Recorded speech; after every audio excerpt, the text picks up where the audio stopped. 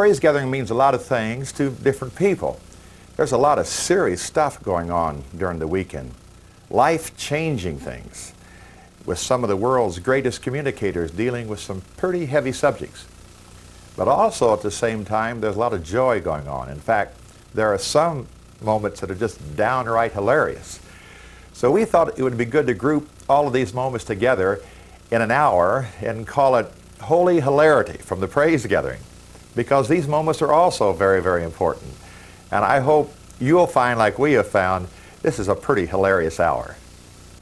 You see, it seems that I was talking with this old black blues player in Nashville, Tennessee, born-again man, and he said that the thing that he liked about blues music so much is that when he found himself in a trial or a difficult place, that he could take his guitar and crawl off into a corner and just sing his lament to the Lord, and it was just like the Lord really heard it. And I said, man, you think that really works? And he said, bro, that's not my name, but that's what he called me, and I think it was a real positive thing that he was saying. He said the next time you find yourself in a trial, you take your guitar and you go crawl off into a corner and you come back and tell me if it works. Well, I didn't think too much about it then, but you know, I've come to find out that we so often over-spiritualize trials. How many of you know that trials are very practical?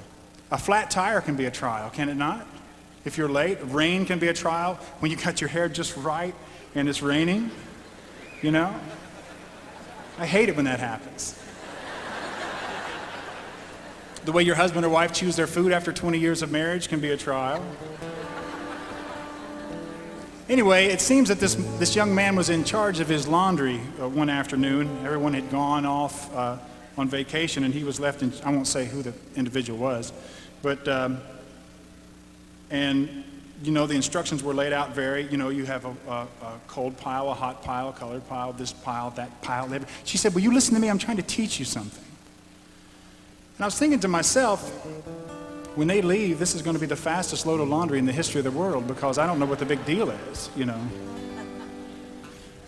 So I dropped these white clothes in the machine, and we had the bleach and everything happening pretty good. Then I remembered that I'd bought these new pair of jeans the night before, and you know, you like to wash your jeans at least once before you wear them. And I dropped them in there, and then when the spin and rinse was over, for those of you men who don't know what that is, laundry technical term, it means when the laundry was done, I opened the lid to that machine, and I realized that not only was I in a trial, but my whole family was in a trial, and they didn't even know it yet. So the words of this old black blues player came back to me, and I took my guitar and I crawled off to this corner, and I sang this lament to the Lord. Should I do it for you? I don't know what I'd ever do if they said, no, Jim, just go to the next one. You know.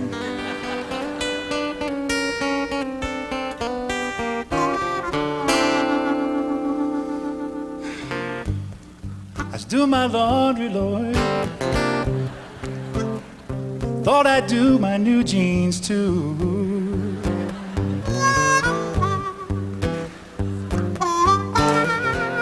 I do my laundry, Lord. Thought I'd do my new jeans too.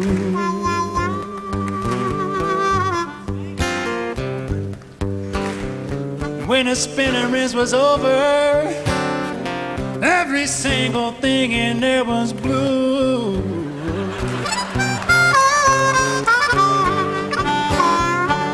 You see, I got blue on my headband, feeling like a fool. Blue on my sweatshirt, blue fruit of the loom sound. I went down the laundry. Looks like I did something that you're just not supposed to do. Somebody help me, Lord. Wash a brand new pair of Levi's, and every single thing in there was blue. Okay, brother, buddy, go on with your bad self.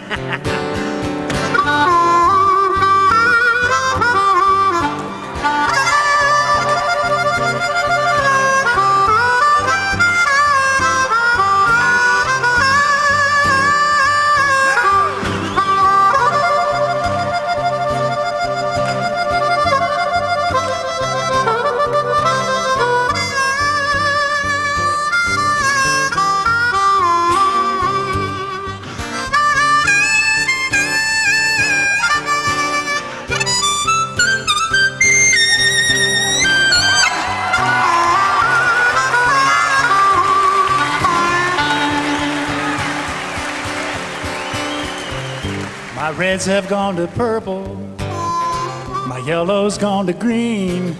I don't recognize my wardrobe since I've opened that machine now.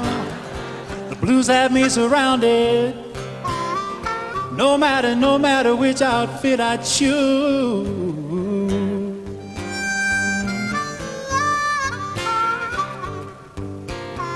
Was a brand new pair of Levi's, and every single thing in there just turned out to be some kind of low down, funky looking blue.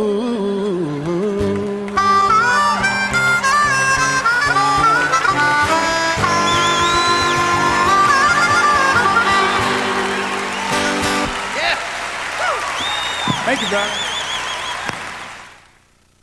I can explain something to you. See, for the past 12 years, I've gone to an integrated church. And when I say integrated, I mean it's half black and half white. Now, it's not like the black guys are here and the white guys are there. They're kind of all mixed up together, if you know what I'm saying. And my pastor is black, and he's cool.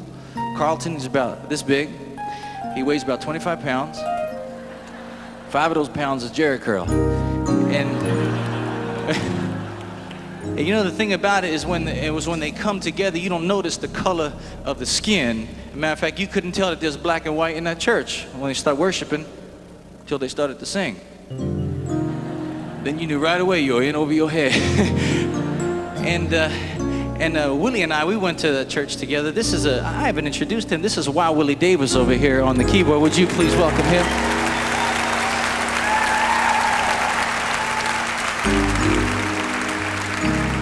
So I gotta set the stage right for our next guest artist, and we know a little thing in our church called getting tuned up.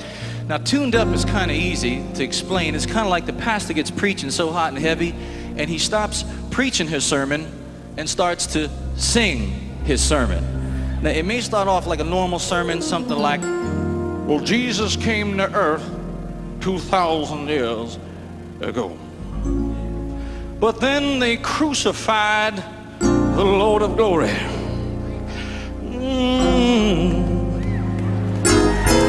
But early one Sunday morning, I said early one Sunday morning, just before the sun came over the eastern mountain, Jesus got up and he walked among men and he said, hey. Now, how many know what I'm talking about here tonight? All right? Now see, it don't stop there. You see, he gets to singing his sermon and he'll go, hey, and everybody go, hey, and he'll go, and he'll go, It's a very white crowd here tonight. Okay, try it like this, everybody. Okay, everybody go like this.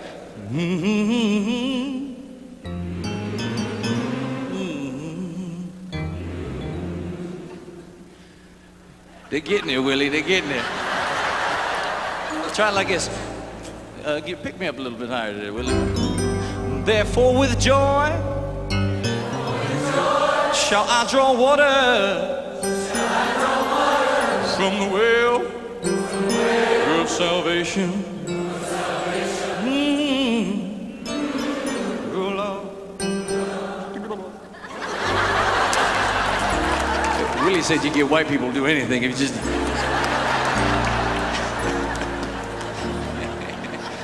See... Oh, I wasn't supposed to say that. I'm sorry, brother. I'll help you get out at the end of the night. Don't you worry about that. See, some folks don't understand this stuff. See, David understood what that was.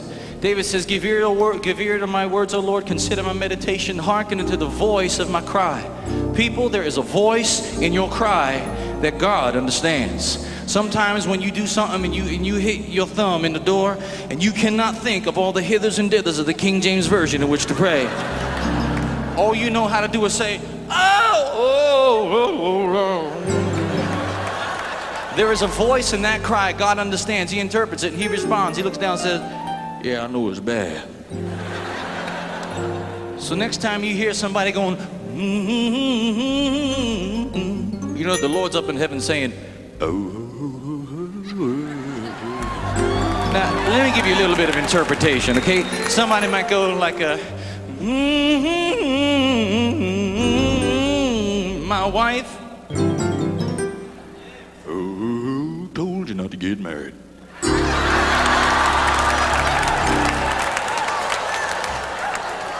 Oh, my mother-in-law. I don't want to mess with her, son. See, David, old David, he was out there with those sheep, bopping those sheep around with a stick, going, Some of those sheep, they be getting tuned up too. They go, and for once in a while, one of the sheep, they go, Of course, those are the black sheep that were doing that.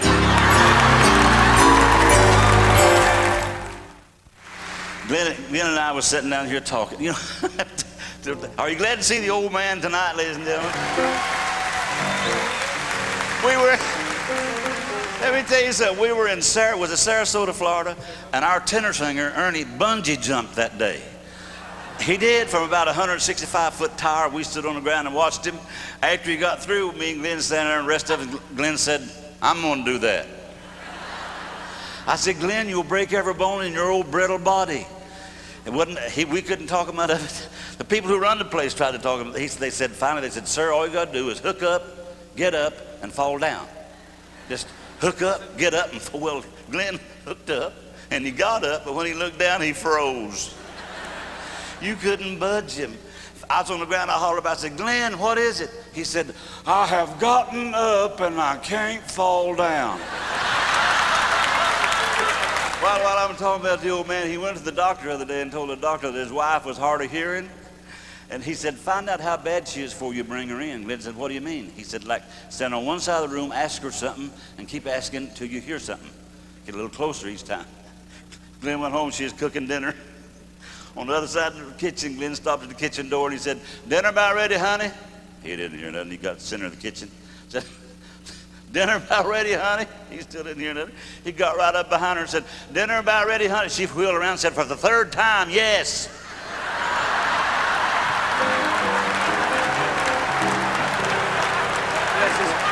Hey, how old's Jordan? 5. We've got a little boy named Jordan, and he is a character. I called over there before we left on this trip. I didn't tell you that. And Jordan answered the phone. When he answered the phone, he said, hello. I said, Jordan? He said, yes. I said, is your daddy home? He said, yes. I said, can I speak to him? He said, he's busy. I said, is your mommy home? He said, yes. I said, can I speak to her? He said, she's busy. I said, what are they doing? He said, looking for me.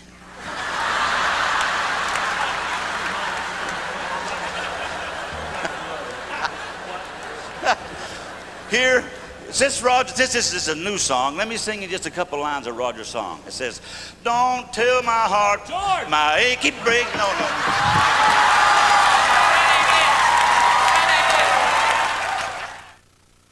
I'm going to let Billy Graham introduce to you somebody that's sort of special, I guess, to some folks in our country. So let me just let Billy sort of take over. I want you to know that the other day I was praying to the Lord.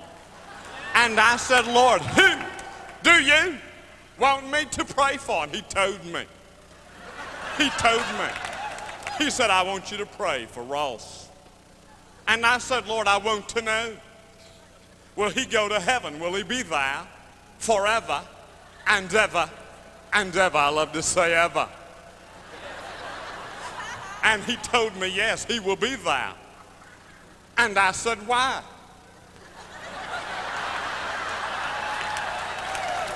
And he told me he never has reached the age of accountability. So there's hope. There's hope for us. So I want to turn it over now for just a few moments to Ross Perot. Now listen to me. Now listen. I can't answer any of your questions. I just need you to listen for a minute. I was thinking about my people, thinking about you people, thinking about Bill and Gloria, and I was thinking about this praise gathering. And I thought about one more time dropping out of the race to help them in this praise gathering effort. But that's not up to me. That's up to Bill and Gloria. We'll have to talk with them, our grassroots supporter. And I know one thing, it won't cost me $10 million. God bless you.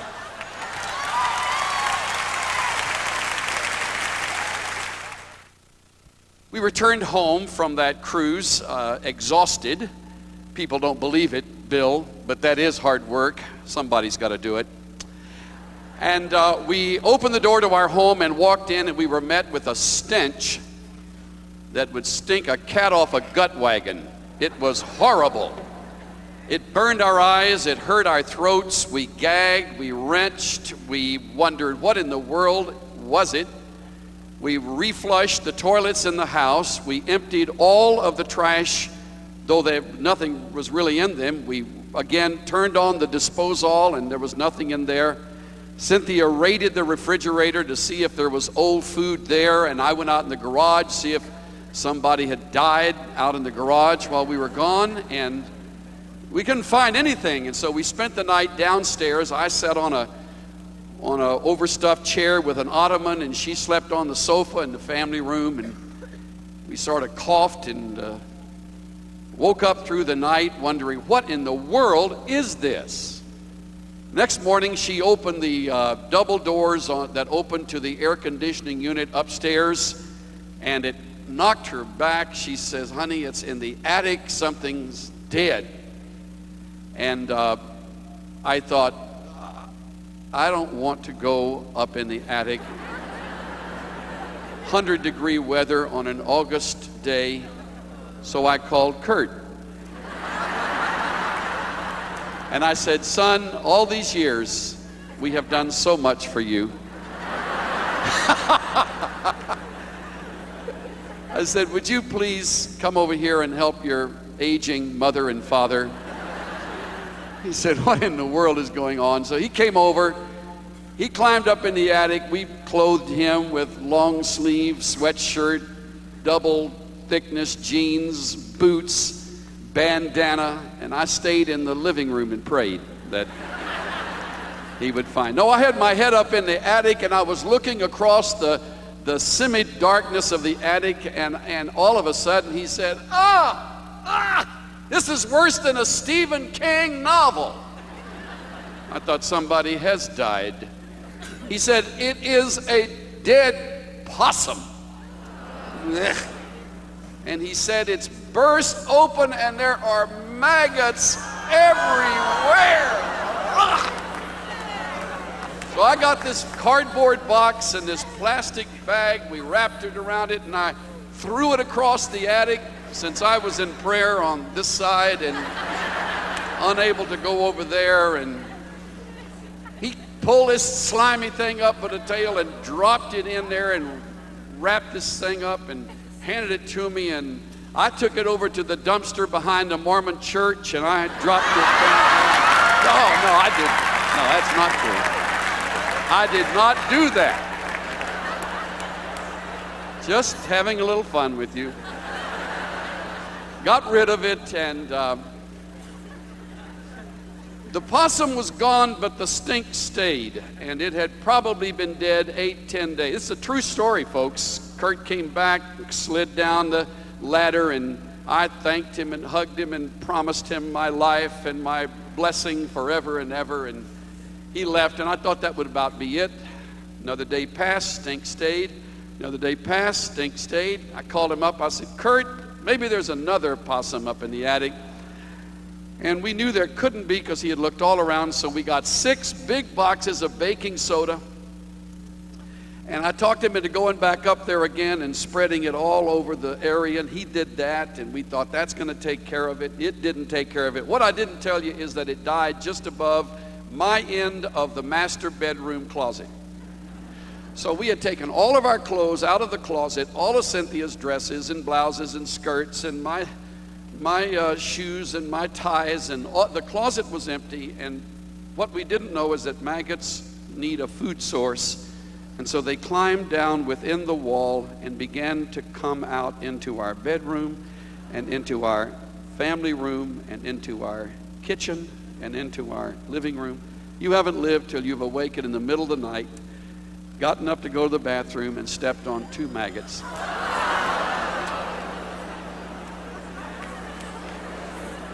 Let me put it this way, it is not what you'd call a praise gathering when you do that.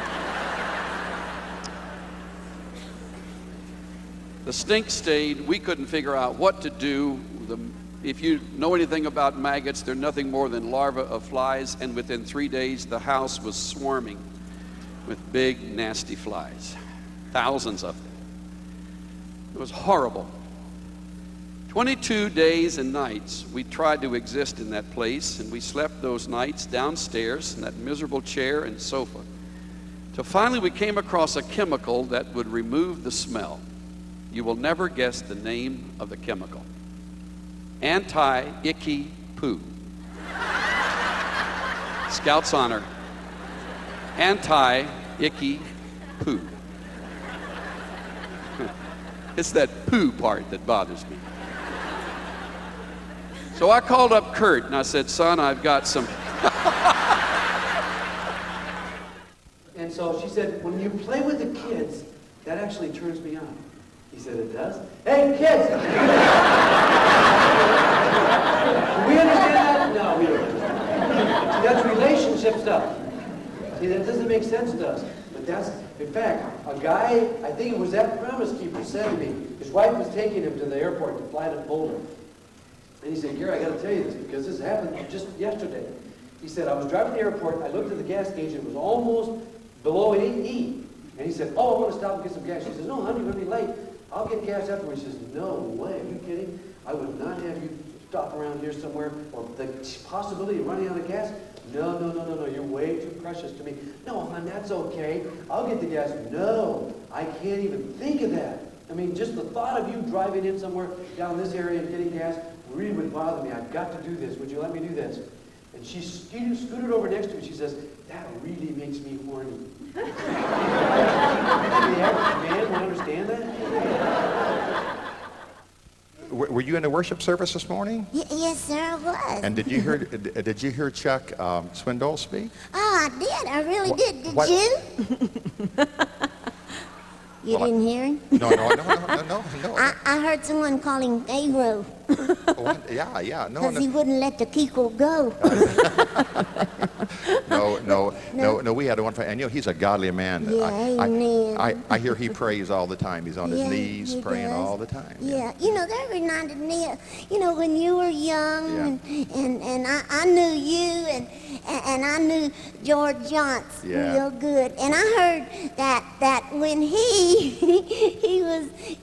when you were young, that you had holes in the knees of your blue jeans.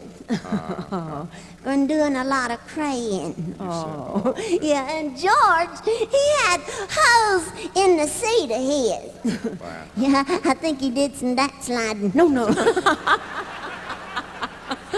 I love him. Yeah. I love hearing the cathedrals. And you know what, Bill Gaither? You know what? You make so many of us happy, and we come here and we get to laugh and praise the Lord and sing, and people forget their heartaches and their burdens, and healing is being done, and I like that. Well, thanks, Rick. Yeah, I appreciate that. And you know what? You're looking good. Thanks, I appreciate it. And I asked Gloria what attracted her to you. What'd she say? Well, she loves bargains, and she said she never could turn down anything 50% off. Oh, no. I'm just cutting up. I love you, dear. And you know what? You know what God did? No. Well, God, he looked on the earth, dear, and he saw all the sin and the corruption going on, and God decided to write all the good people in the world a letter. And you know what he said? No. What'd he say? You didn't get a letter? Oh, come on. Oh,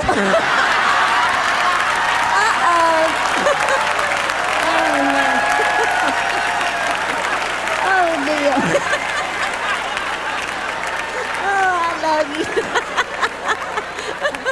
Close your mouth, dear.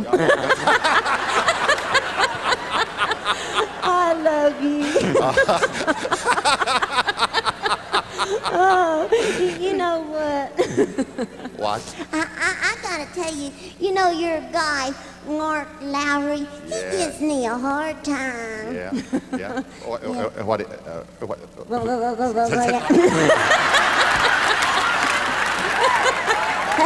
You got hung up there, didn't you? I love it when you get hung up. Yeah. I think they love it too. You're so crazy. Well, but he's been giving me a hard time, Dale. I think you need to talk to him about it. What? What? Talk to him? Talk to Mark about giving me Talk to who? Mark Lowry. Yeah. Now, he had matches. Yeah. and that scared me. And I told him he gotta get saved, or I'm not gonna be the only one burning up. Amen. I know you're saved, deal. Amen. Yeah. Yeah. Say amen. Where's your ventriloquist at? Where's Gloria?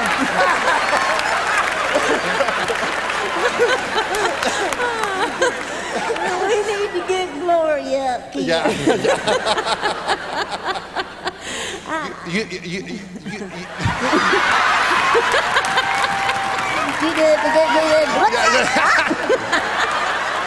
You know what? I think Geraldine's saved, but I don't think her right hand's saved, to be honest with you. No, you want to know where Gloria? Yeah. Gloria is up in the motel room tonight with our first grandbaby, so that our daughter Suzanne could be here because the grandbaby was here. Yeah. So. And you're another granddaddy? Yeah. Well, yeah. She's a grandmother, I guess. I'm thinking. This feels dumb sitting here talking. I don't feel so bad.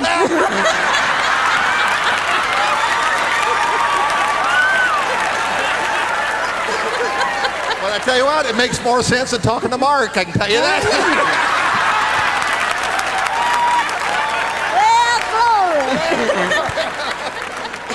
Well, Well, you don't. Hey, you're Hi. Yeah. You're doing good. That's 2 words you learned today. A cup. Bill, you just sit in my ear.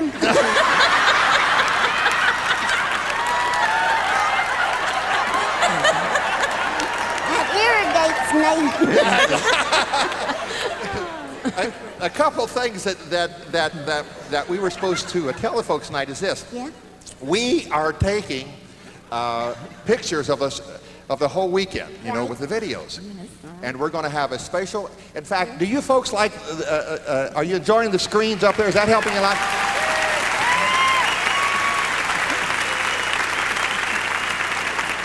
You know what? We have got a young, you know where I'm going now?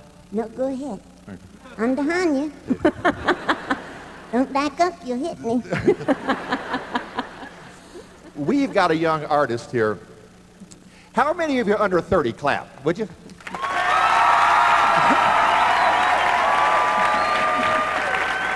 lot of them. How many under 40? Clap, would you? Whoa.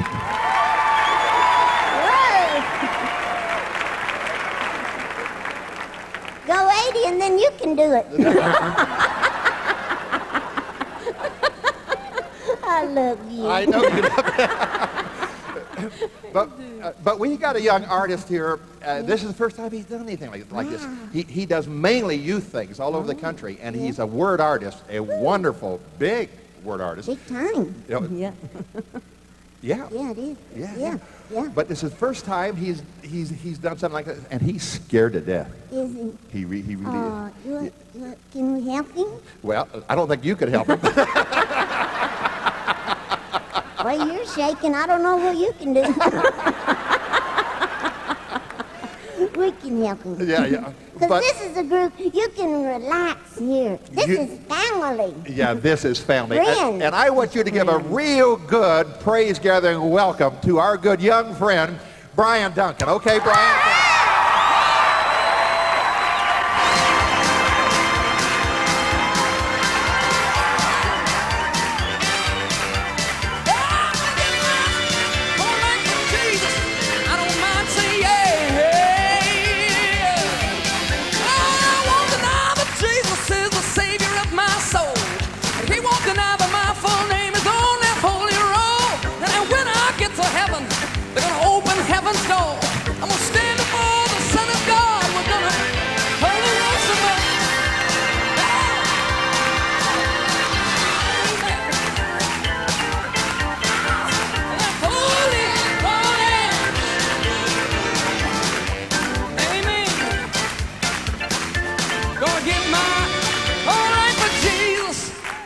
Thank you very much. Let's all sing it. Holy roly. Let's sing it over here. Holy roly. Oh, if you feel good, don't be shy. Just keep holding, rolling till you die. I'm gonna give my whole life for Jesus. I don't mind saying yeah, yeah.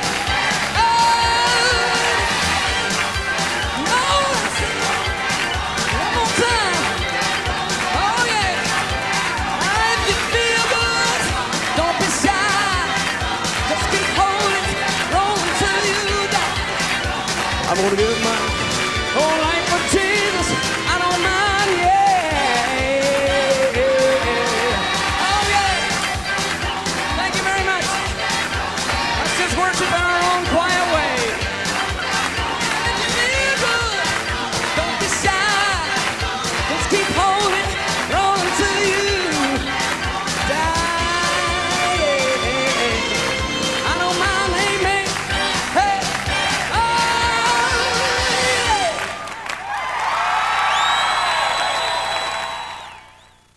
Is this wonderful or what? Isn't this wonderful to be awake at 10 o'clock and still going strong? This is absolutely fabulous. What a tremendous thing to be here, to be at the praise gathering and be able to be involved with all these people, Ricky and Geraldine. Geraldine's still down there coughing. I've been with Geraldine on many cruises. It's been tough sometimes. I gave a message one night and Ricky wanted to come forward, but Geraldine didn't. And that was a real difficult situation. You could see the struggle going on there. Boy, sometimes I tell you, I have to struggle because I want the talent that these boys had playing the piano here. I don't have any of that kind of talent. I've been sort of discouraged in the whole field of music all my life. When I was young, I ordered a guitar from Sears and Roebuck. You used to be able to do that. And they sent it with harmonica instructions. It took me like a month to get it in my mouth.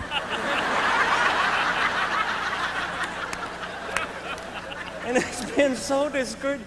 This is just tremendous. I'm shaking. I'm even shaking. This is the first time I've been here with Bill Gothard, and it's just yeah, Keith Greene and the catheters. It's just a wonderful thing to be here.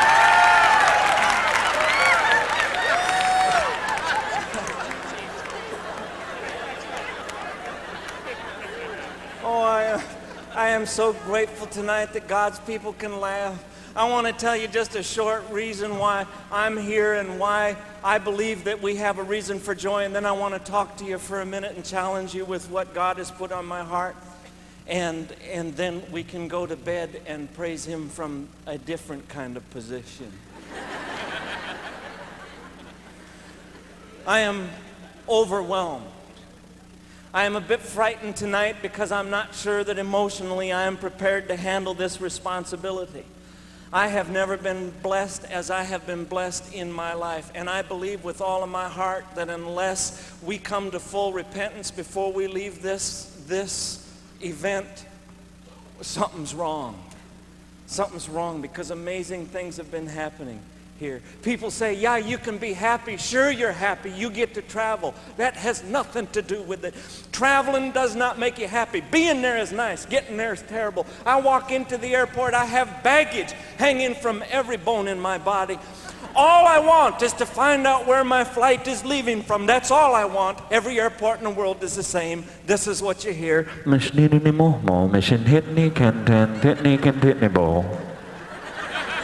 Boarding now.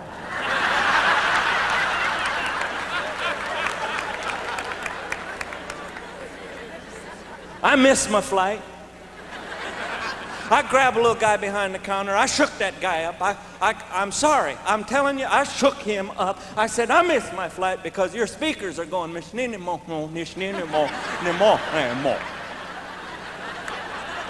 that little guy went, well, give me a break.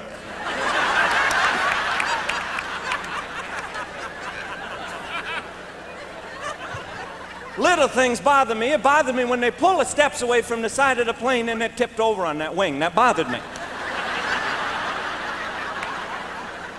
It bothered me when I sat down and the sign lit up said, no smoking seatbelts. I flew for 2 hours. I couldn't even get mine rolled up. I wasted a whole book of matches on that thing. And then the buckle got hot and burned my lip.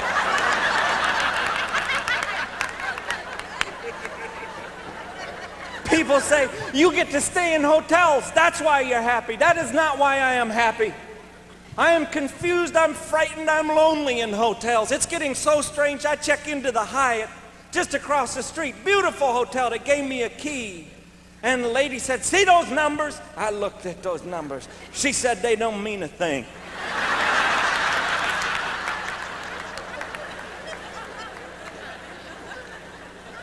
She said, your room number is not on that key. I said, why? She said, that's so your room will be secure.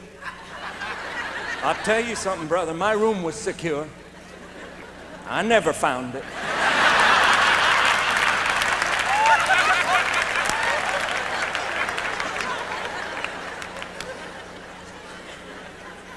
Do you know how embarrassing it is at midnight going from room to room with that key?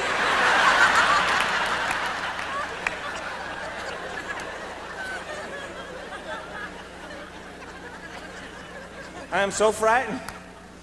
Someone has a key to my room besides me and my wife. Oh, I'm serious. I leave my room a terrible mess in the morning. I come back at night, that room's clean. I called my mama. She was still back in Minnesota. She wasn't there.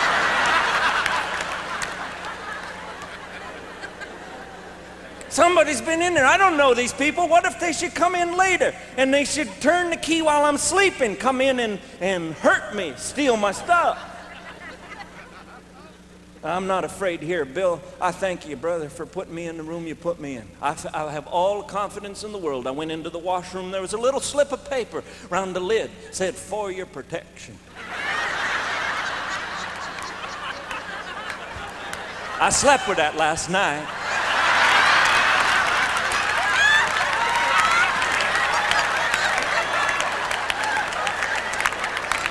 Somebody break into my room, I'll be going, get out of here.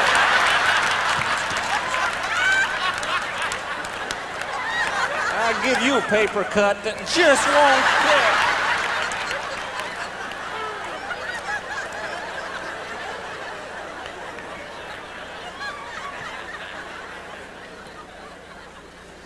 Do I actually see some folks out there with their arms like this? I think I see some folks, and they're sitting there going, what's this? We've been praising the Lord all day. Who is this, and what is he doing? Praising the Lord. Lord didn't give me the ability to sing. If I sang up here, you'd leave, you'd go home. He gave me a twisted mind, and I'm bound to use it.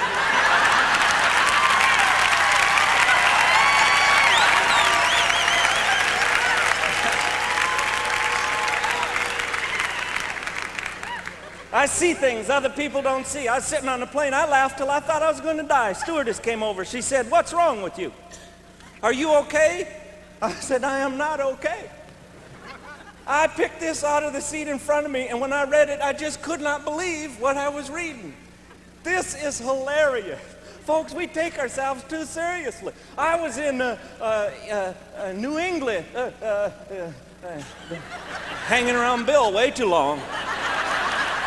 I was in New England, and I did my program, and I had done just what I just did for you. And there's a guy sitting in front. He had his legs crossed. He had his arms crossed. Every time I would say something that was a little bit funny, he'd just tighten up. There was no laughter in the whole church. Occasionally a kid would chuckle, and the parent would elbow him a little bit.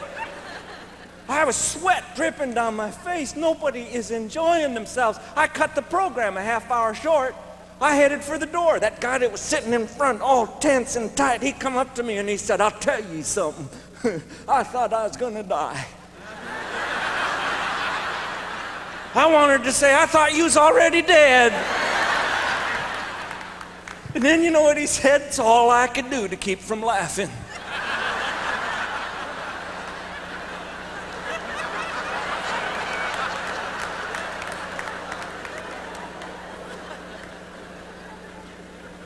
I'm sorry, God has put us in this world. It's a short time that we're here. I have worked in the world of comedy and comedy all over the United States. A lot of my work is with folks who aren't Christian folks, and I want to tell you something. They are desperate to see some joy somewhere. And we got to show it on our face. I laugh, and this is hilarious. They've put out millions of these. I'm going to read it to you word for word. This is the stupidest thing I've ever seen in my life. This is, to tell you what to do if you're seated in the exit row. Listen to this. If you are sitting in an exit row and you cannot read this card,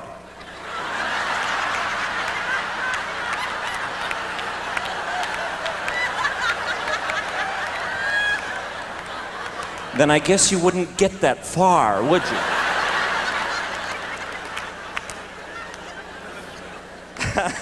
Or you cannot see well enough to read these instructions, tell a crew member. Where'd you get that shirt? Why? That's got every... I couldn't decide what color I wanted to wear. Yeah. But the good thing is after the concert is over, I can put the bottoms on and go right to bed. Yeah.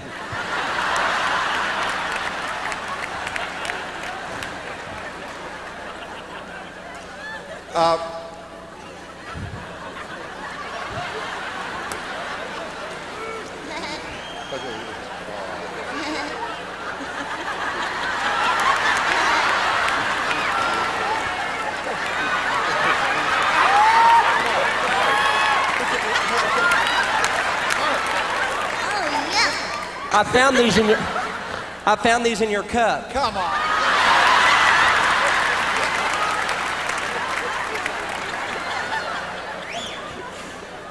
You look nice. You know what I love about traveling with you, Bill? Is just seeing every day how your hair is going to turn out. Yeah, come here. His hair was blowing in the wind today. He was too lazy to run after it. Of course, that last one he had was made out of cat hair. Only problem is when Gloria would pet him, his rear would go up.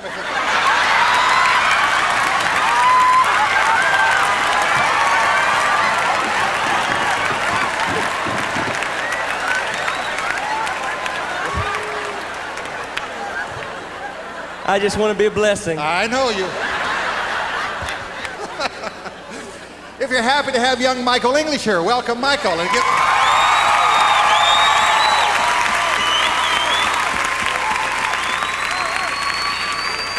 we recently did a program down in Fayetteville, North Carolina. And it was, and that's where they're from. Both Michael and Biney are from down in North Carolina. And we had a Michael and Biney English Day. The governor proclaimed it Michael English Day, and it was a wonderful experience. And the homecoming, day. And it gave him a whole day. I can't even get a minute. Yeah. But then we did Bill's homecoming. Well, you know what? But he was the greatest because the reason why we had a crowd is because all Michael's old girlfriends showed up. And when he'd be up there singing, y'all should have seen. They'd come down, they'd take his picture. It's so cute. Then we did Bill's homecoming. His old girlfriend showed up. She'd come down their walker.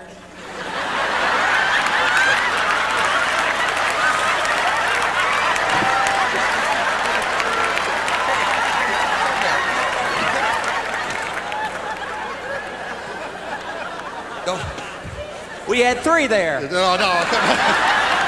Rest of them are dead. No. We In fact, that's where I got these teeth. No.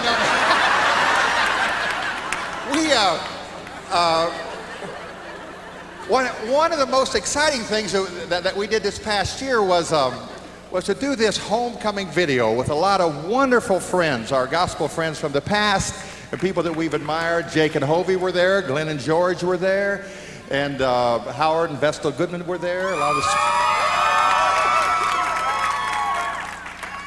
Fanny Crosby was there. No.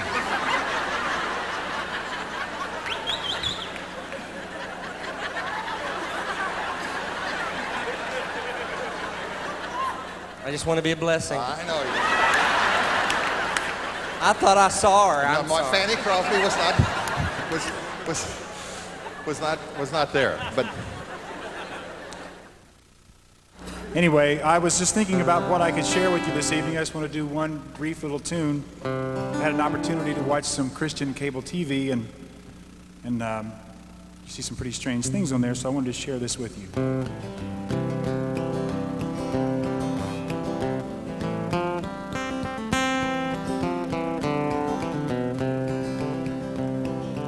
You guys know this?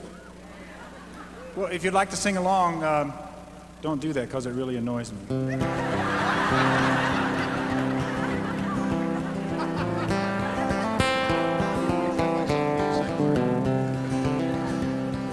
you have to listen very closely because it's a very deep philosophical kind of tune.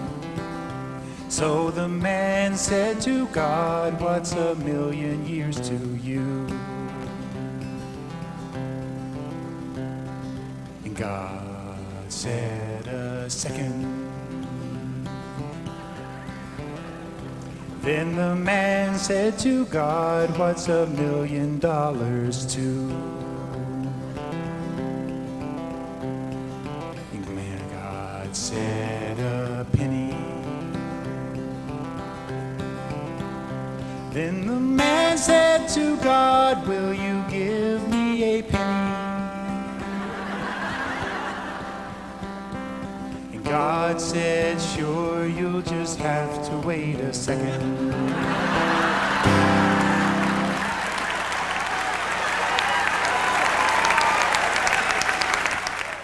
By the way, we didn't tell you earlier that Michael won the Male Vocalist of the Year this year.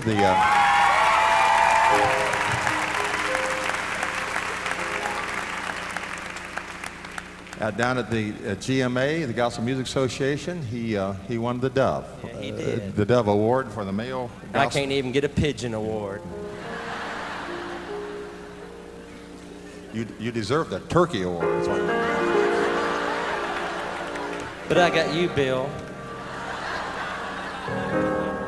But move over a little bit, because you're blocking the cameras in case they come in on me.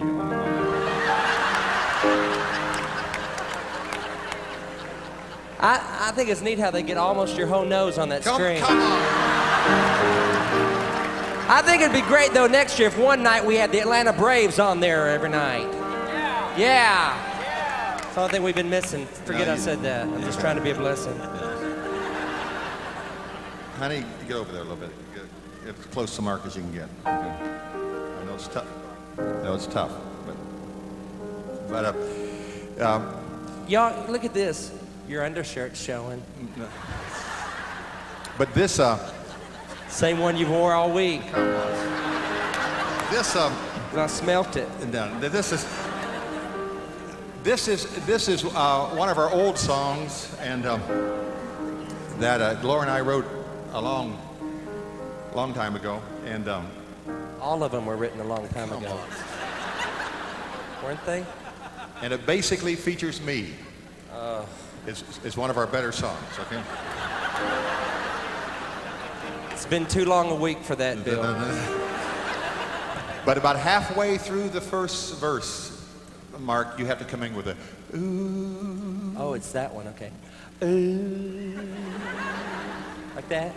That's about halfway. Okay, about halfway. Okay, here we go. I'm ready. Okay. It's as old.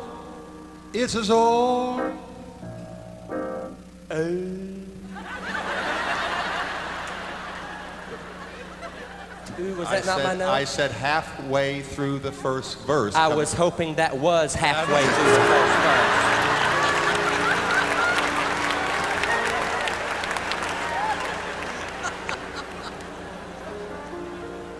It's as old as the Bible.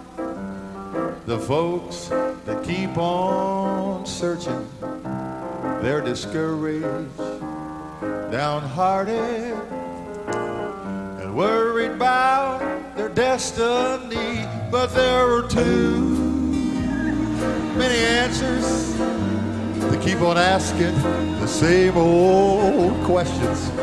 I found Jesus, and let me tell you, brother, that's enough for me. I'm gonna keep on singing, on singing.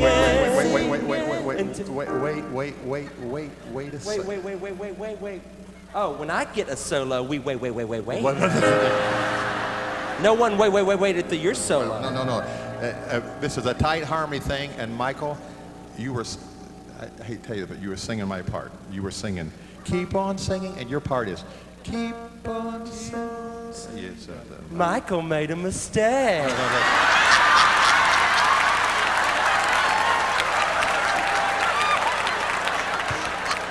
Michael made a mistake. You do that again, we'll have to take one of your Dove Awards away.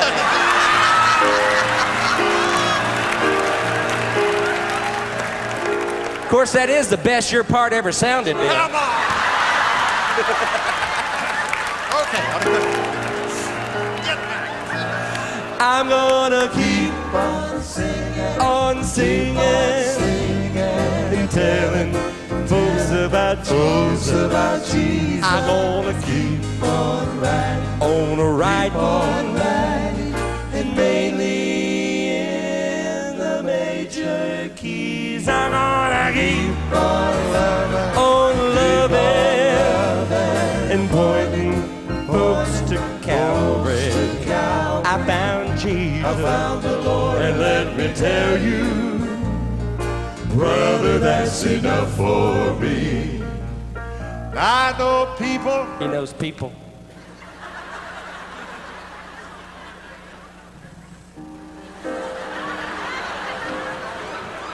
Who are frightened, scared.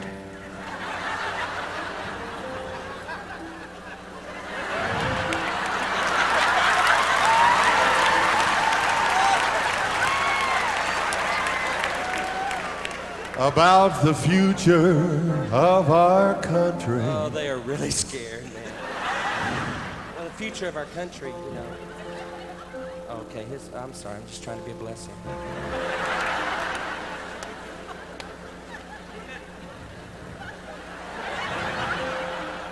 And they asked me, Bill?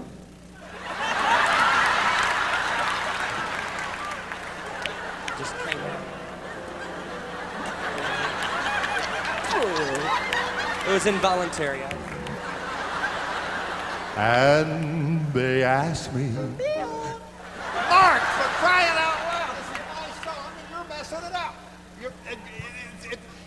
It's praise gathering. I didn't do it. You did too do it. I heard you do it. I did not. I heard you. I did not. He did it. It's the midget. The new kid. You better behave. He'll get, when he flares his nostrils, it's over.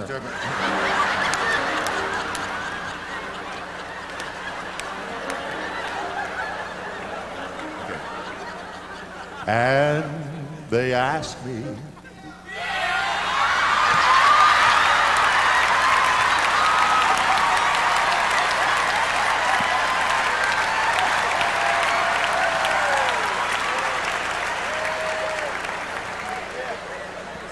He did it.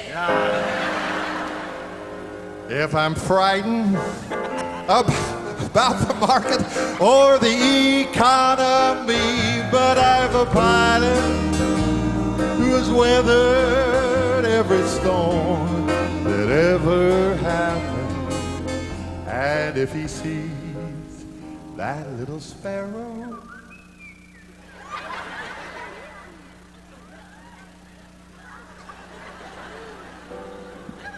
And if he sees that little sparrow,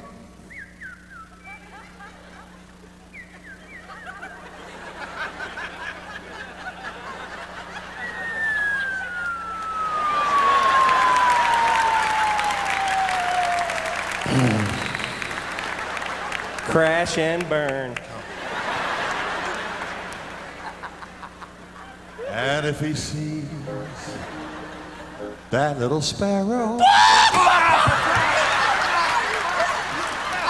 I didn't do it either. You did too, but no, she did it. The woman God gave you. Hey, one more time and you're out of this dress. I can wear that dress.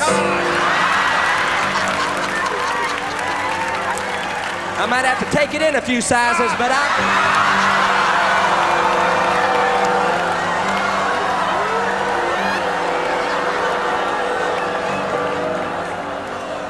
And if he's watching all us turkeys, I know he'll take good care of me. Oh, I'm gonna keep on singing, keep on singing and telling folks about Jesus. I'm gonna keep on writing.